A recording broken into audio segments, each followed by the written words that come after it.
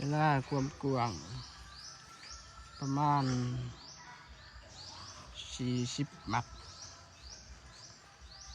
ความยา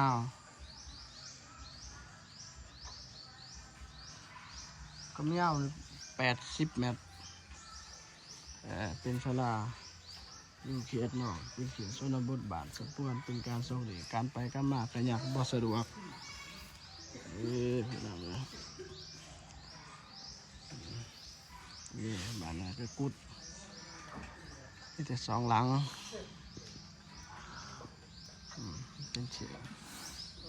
ชนบท